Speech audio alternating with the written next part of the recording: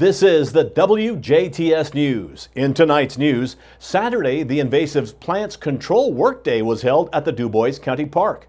Friends of Lincoln dedicated a new fishing pier at Lincoln State Park. And the next act is looking for new board members to continue the success of the Astra renovation. We travel to Lagodi to talk with Mayor Noel Hardy. And in sports, Kurt Guxell reviews football action from this past weekend. All this and more in tonight's WJTS News.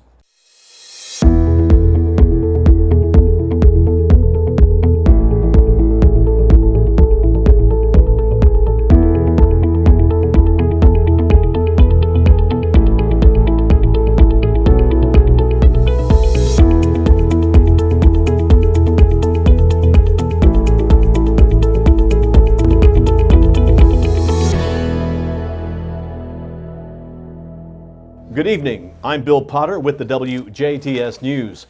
Grease left on a stove is believed to be the cause of a fire Monday morning that caused damage to the kitchen of a Huntingburg home. Just before 9 o'clock Monday morning, crews with the Huntingburg Volunteer Fire Department were called to a home located along the 900 block of North Clay Street. Assistant Chief Glenn Kissling said police and an EMS crew were the first to arrive on the scene and reported smoke coming from the residence that belongs to Patricia Hawes. Kissling says officers were able to go into the home and initially knock down the blaze on the kitchen stove with a fire extinguisher. He says firefighters knocked down some ceiling tile in order to be sure the fire did not spread into the home's structure. Kissling says one adult male and his young son were home when the fire broke out and were able to exit the home unharmed. 3 trucks and 15 men were on the scene for about 1 hour. A 2-vehicle accident in the northeast part of DuBois County over the weekend resulted in injuries to 2 people and a citation for another. The DuBois County Sheriff's Department says at around 1:45 Saturday afternoon, a 2004 Chevy Silverado pickup driven by 58-year-old Lawrence Nolan of Washington was westbound on State Road 56 just east of Hayesville and attempted to turn left to go south onto Kellerville Road. Meanwhile, deputies say a 2001 Jeep Wrangler driven by 54-year-old William Lindsay of Vincennes was eastbound on State Road 56 and that Nolan turned in front of Lindsay's Jeep. The front of Lindsay's Jeep struck Nolan's truck in the passenger side. Lindsay suffered abrasions to both lower legs while a passenger in his Jeep, 52-year-old Catherine Lindsay, suffered a cut to her lower leg as well as lower leg abrasions. She was taken to Memorial Hospital in Jasper for treatment of her injuries. Nolan was not hurt in the crash. Highway 56 was shut down to one lane for about an hour while the scene was cleared. Both vehicles were a total loss. Nolan was cited for unsafe turning. The DuBois County Sheriff's Department was assisted at the scene by first responders with the Hayesville Volunteer Fire Department and Memorial Hospital Emergency Medical Services.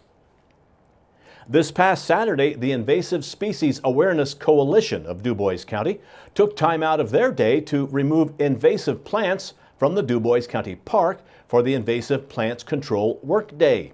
Continuing into their 3rd year in the county, the coalition targeted the autumn olive, bush honeysuckle, burning bush, and multiflora rose. The coalition removed the plants to help the native plants of the area grow and allow wildlife to thrive in their habitat, while also keeping the natural beauty of the area. Ron Rathfon, an extension forester with Purdue, explained that these invasive species were originally planted there for landscaping purposes. They had unique features like the bright red berries or beautiful blooms, like in the case of the Bradford pears that bloom in the spring. They were brought in for those purposes, and before people really understood how these things could become invasive, they were just widely planted. Bradford pears are still the most popular landscaping tree. You can buy them from the local nurseries and retail outlets. And so lots of people plant them, lots of seed sources, and they're just spreading like crazy. Rathfon also stated that since the DuBois County Park is opening a new section, everything needs to be contained in order to keep the species at bay. In the case of this area in here, the park's going to develop some new camping areas in the woods over in here. And so they're going to be cutting some trees, hazard trees, to do that. They're going to be opening up the forest canopy.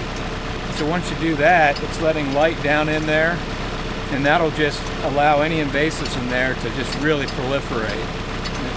And so what we want to do is go in and get those invasives before they open up the forest canopy and make the problem worse.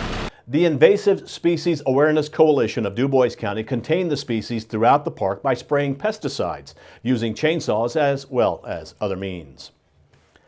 Next Act Incorporated, the not-for-profit formed in 2014 to create an endowment for, completely renovate, and ultimately in 2018 reopen the historic Astra Theater in downtown Jasper, is seeking applicants for new members for its board of directors. The request for applicants follows the plan for 3 of its longer-tenured members to resign at year's end: Leslie Hamby, Mark Stezik, and Selena Vonderheide. Stezik, who has served as president of the organization's board of directors since its 2014 inception, says that they felt that the timing was right for the 3 to depart. Stezik say they've accomplished what they set out to do, and that was to purchase and renovate the Astra. He says they have been able to oversee the first full season of programming and feel confident that the remaining members, in harmony with new members, are set to lead the organization and the Astra into a new era of growth and sustainability. Interested candidates may send their resumes and/or qualifications to info@thenextact.org or may phone 812-566-1935, 812-566-1935 to request additional information. Leslie Hamby, the board's chairperson since 2014, says it has been an honor to serve on the board and says they can't express how appreciative they have been and are for the support of the community that has put into the entire Astra rejuvenation effort. The rejuvenated Astra's Fall 2018 schedule includes a performance by Pokey Lafarge on October 6th, a screening of the Rocky Horror Picture Show on October 27th, and an acoustic trio performance featuring Rodney Crowell on November 3rd. There are also several events in November and December that have yet to be made public. Selena Vonderheide, a key member of the Next Act leadership team and project manager for the Astra's renovation, says with the number of events, both announced and not announced this fall and winter, there is no better time for new members, new energy, and new ideas to come forward and help take Next Act into the future. Vonderheide says Next Act's future is bright and knows that all 3 look forward to watching it continue to blossom into the future. Tickets are still available for upcoming events and may be purchased directly at astratheater.eventbrite.com. For more information about Next Act, the Astra, or to learn how you might help, please visit thenextact.org or follow the organization on Facebook, Instagram, and/or Twitter. The Indiana Department of Transportation says a road closure is planned for this week on State Road 145 near French Lick for a structure replacement project. INDOT says beginning today, October 1st, contractors will close State Road 145 about 1 mile south of the intersection of State Road 56. Workers will be excavating and then replacing a drainage structure. The work is expected to last until early November, depending upon weather conditions. During this operation, the road will be closed around the clock. Local traffic will have access up to the point of closure. All through traffic should use the official detour using State Road 56, State Road 545, and State Road 164. INDOT urges drivers to slow down and stay alert near crews. Motorists can learn more about highway work zones and other traffic alerts at indot.carsprogram.org or call 1-800-261-ROAD. That's 800-261-7623 or 511 from a mobile phone. Follow at INDOT Southwest on Twitter and at facebook.com/INDOT Vincennes District. And this reminder, the officials with the city of Huntingburg say due to a sewer main replacement project on Brett's Street, the road will continue to be closed during daytime hours between Van Buren and Washington Streets on weekdays and will remain closed those days through Friday, October 12th. The road will be closed between 7 a.m. and 5 p.m. throughout the duration of the project. Motorists are asked to please find an alternate route during the course of the work. The Federal Communications Commission has recently awarded Indiana more than $29 million in an effort to close the digital divide, and local providers are among the recipients. According to the Office of the Lieutenant Governor, the funding will be distributed over a period of 10 years and boost broadband speeds in 24,500 locations around the state. Director of Broadband Opportunities, Scott Rudd, says that by helping over 24,000 locations throughout our state receive high-speed broadband access, communities will have more opportunities to grow and thrive.